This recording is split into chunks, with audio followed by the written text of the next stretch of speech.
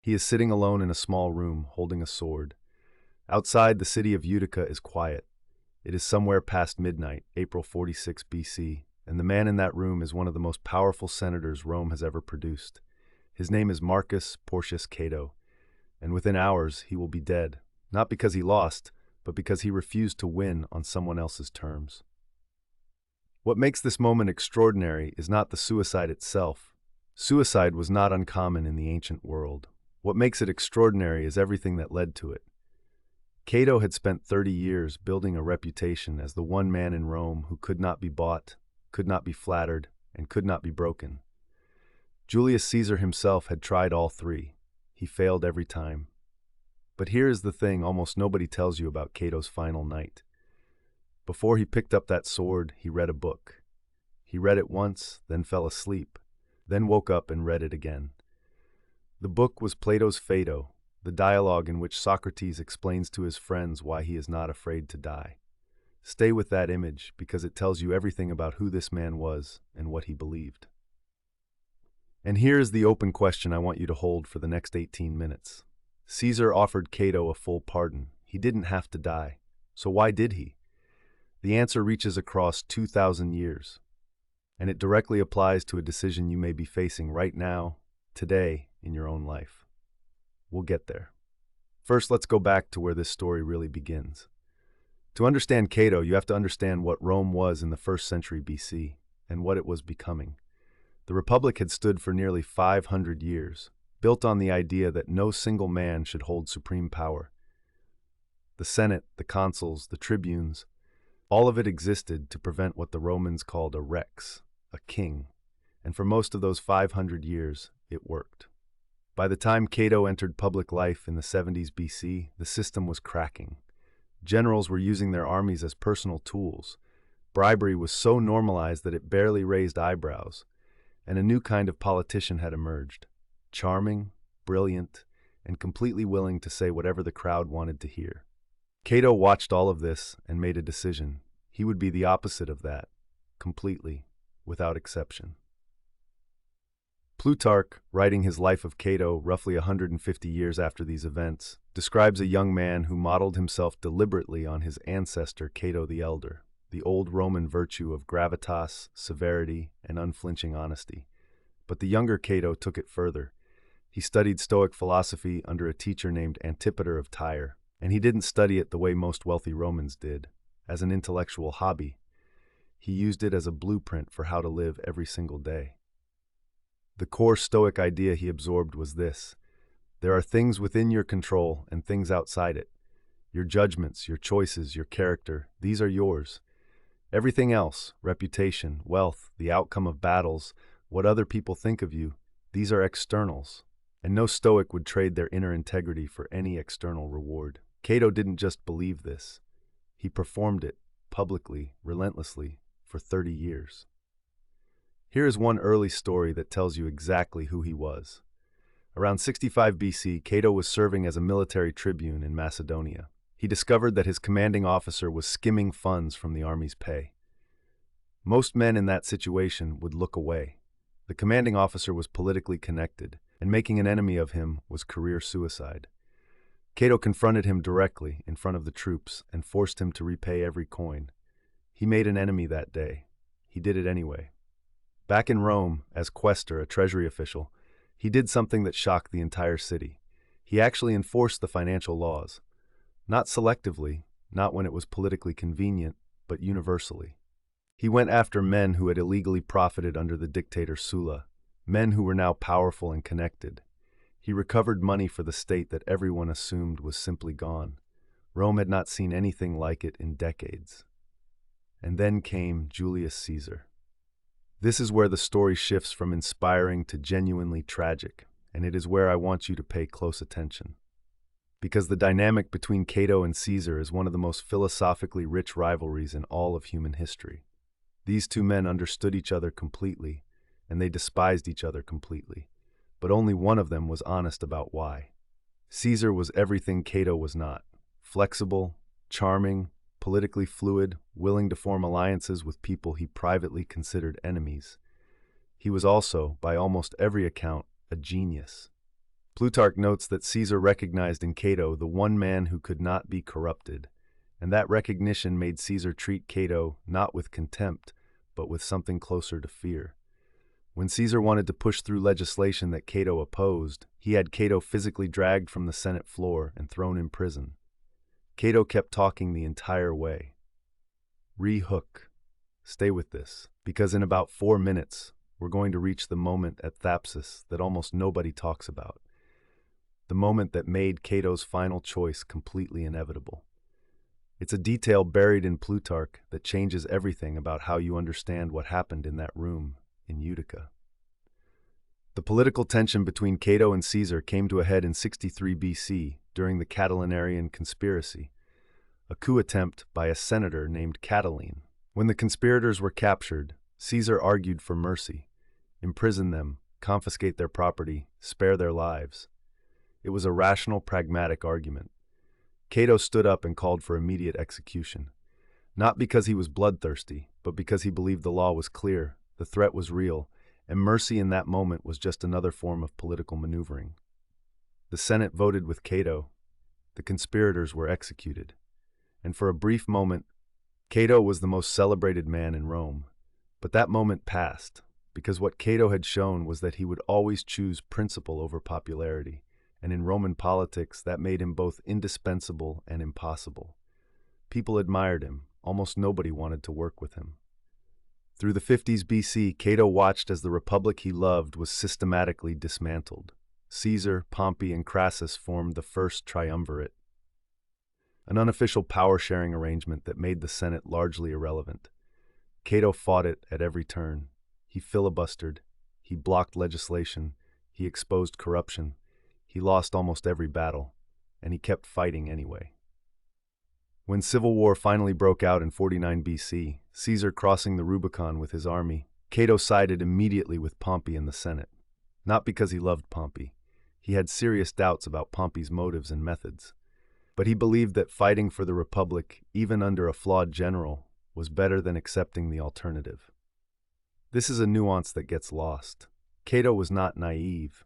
He knew the people he was fighting alongside were imperfect. He fought anyway, because the cause was what mattered. After Pompey's catastrophic defeat at Pharsalus in 48 BC, most of the Republican leaders began making peace overtures to Caesar. Pompey himself fled to Egypt, where he was murdered. The war, for most people, was effectively over. Caesar had won.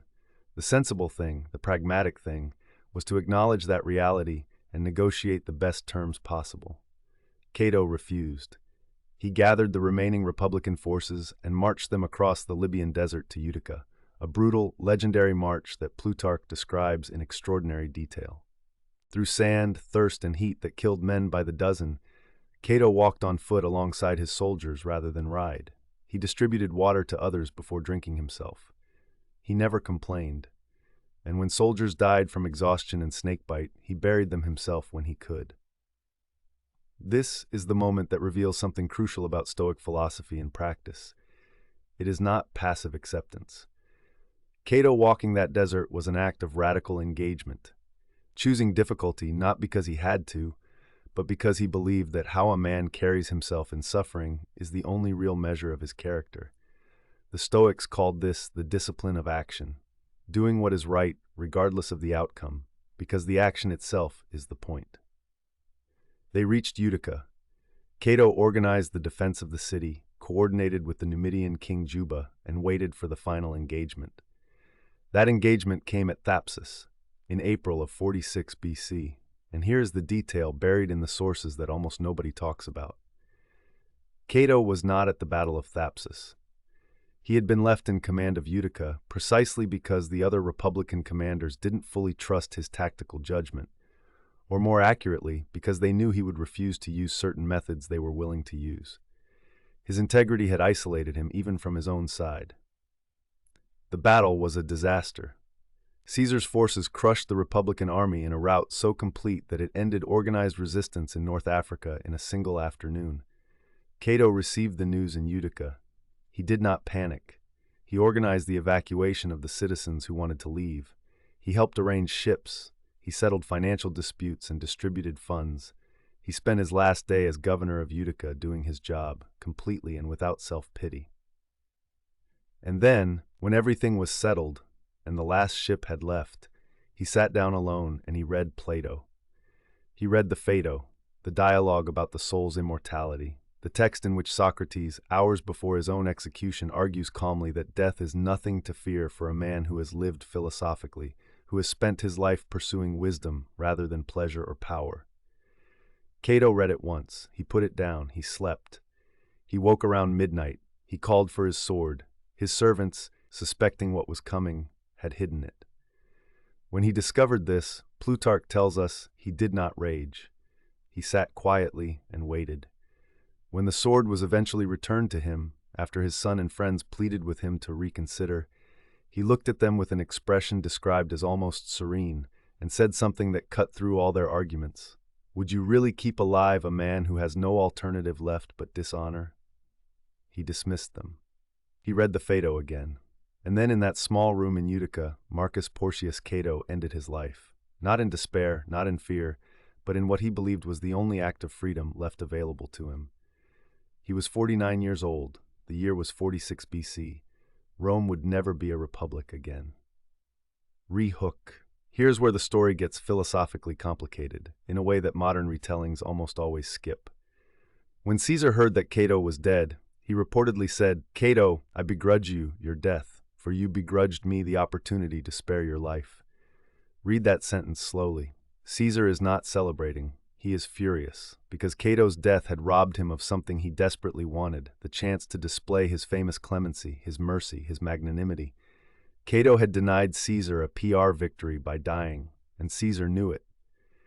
This is the philosophical heart of the whole story. Cato understood that accepting Caesar's pardon would not be just survival, it would be a statement. It would mean acknowledging that Caesar had the right to grant or withhold Cato's life. It would mean accepting implicitly the legitimacy of the very tyranny Cato had spent his life opposing. For a Stoic, that was not a compromise. That was annihilation, not of the body but of everything that made the person real.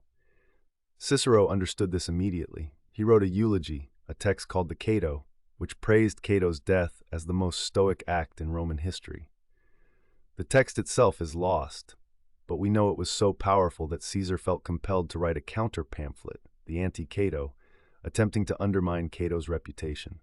Caesar, who had conquered Gaul, who had defeated Pompey, who now controlled the entire Roman world, spent time writing a pamphlet to argue against a dead man.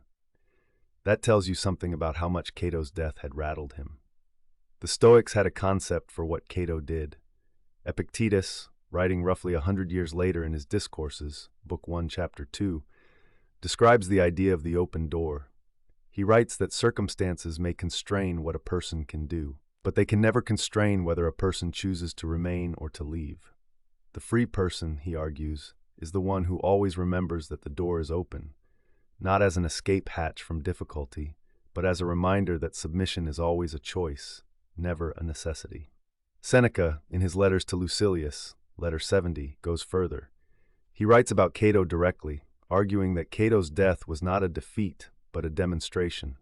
He showed that a brave man can live in opposition to fortune and die in opposition to it as well.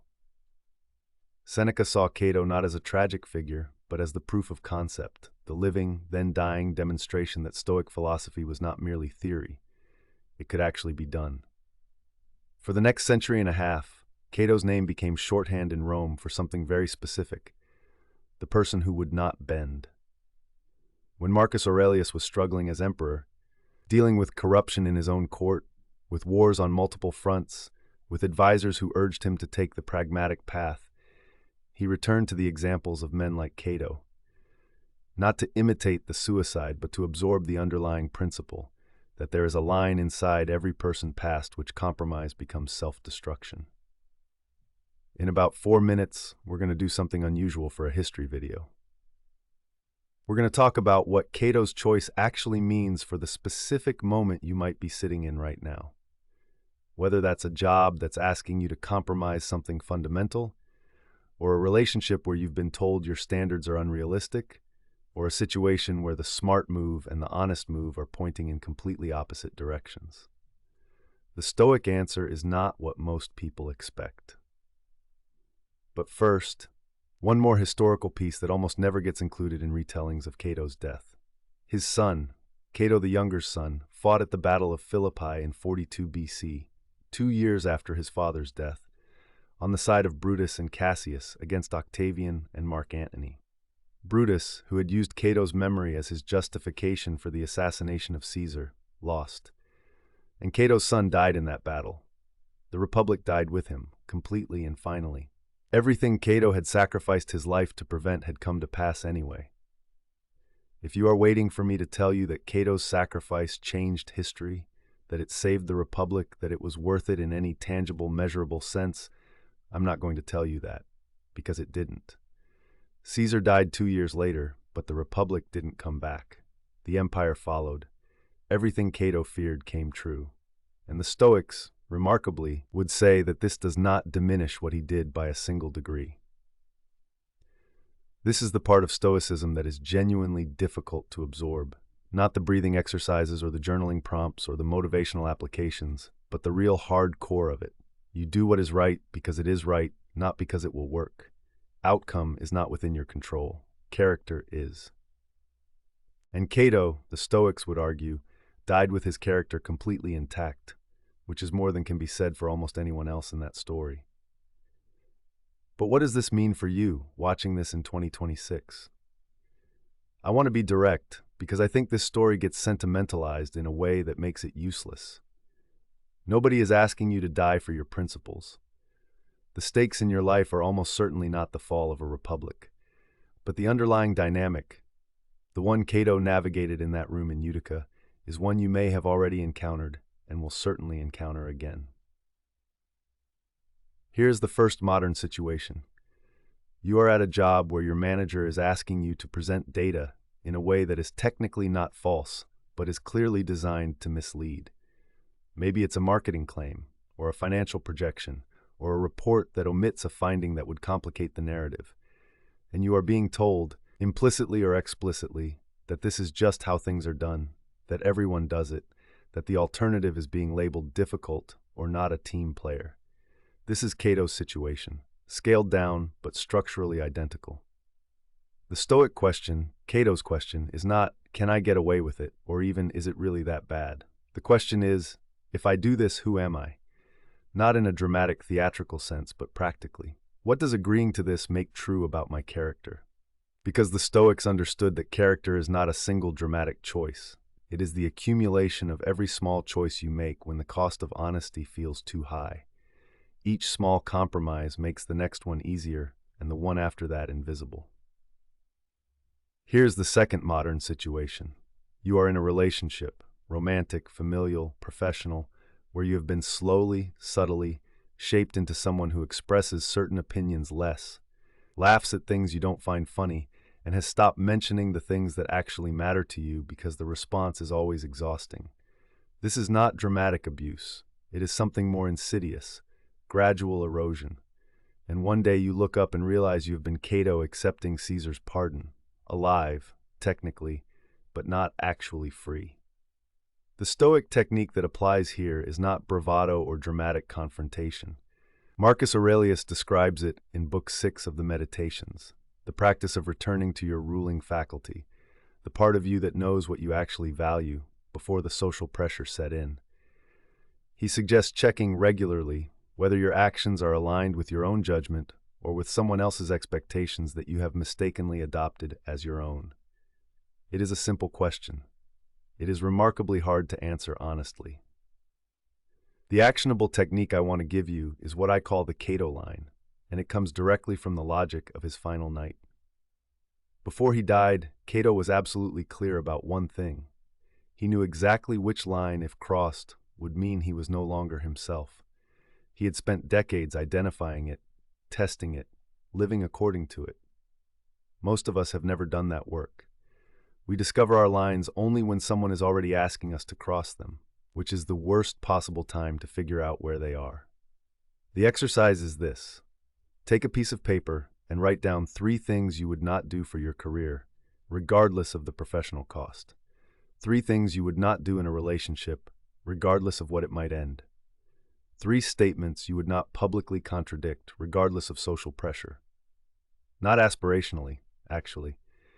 The things where, if you imagine crossing the line, you feel something in your gut that isn't just discomfort, but something closer to grief. Those are your Cato lines. Write them down before the moment arrives. The journaling prompt I want to leave you with is this. Think of a moment in the last 5 years where you compromised something you consider important, not because you had to, but because the social or professional cost of not compromising felt too high. Write about that moment in detail. Then ask yourself, given what it cost you, not externally but internally, was the compromise actually worth it? Not to judge yourself, to know yourself. That is the beginning of what the Stoics called living according to nature, not other people's nature, but yours. Here's what I think is the most important and most uncomfortable part of Cato's story. He was not a pleasant man. He was rigid, often tactless, and politically ineffective in ways that frustrated even his allies. His refusal to compromise meant that he frequently lost battles he might have won if he had been willing to negotiate. The Stoic path is not the easy path. It is not even always the winning path. What it is consistent, and that consistency, over a lifetime, creates something that neither Caesar nor anyone else can take from you. Caesar's clemency, his willingness to pardon his enemies, is often held up as a virtue, and in some ways it was. But Cato saw something in it that historians often miss. Clemency from a position of absolute power is not generosity. It is a performance of generosity designed to consolidate that power. When Caesar offered Cato a pardon, he was not offering him freedom. He was offering him the role of the grateful survivor, the living proof of Caesar's magnanimity. Cato understood the offer completely, and he declined it completely. Rehook, the final revelation I promised you, and the one that I think changes how you read this entire story. Cato's death did not fail. In the short term, yes. The Republic fell anyway, the empire rose, everything he fought against came to pass. But Cato's death did something Caesar could not undo. It created a symbol. For the next 500 years of Roman history, every person who wanted to argue against tyranny had a name to use. Cato. The man Caesar couldn't buy, couldn't pardon, couldn't defeat, even after defeating him. Dante placed Cato in purgatory, not in hell, not in the lowest circles reserved for history's villains, but as the guardian of the entire mountain of purgatory itself. In Dante's framework, that is a staggering honor. He used Cato, a pagan, a man who committed suicide, both of which should have disqualified him by Christian standards, as the symbol of the soul striving toward freedom, because the image of Cato was simply too powerful to discard, even 1,200 years later. George Washington's troops performed a play about Cato at Valley Forge in the winter of 1777, Joseph Addison's Cato, a 1713 drama about his final days in Utica. Washington chose that play deliberately for men who were cold, hungry, and losing, because he wanted them to understand what it looked like to hold a position when holding it seemed futile.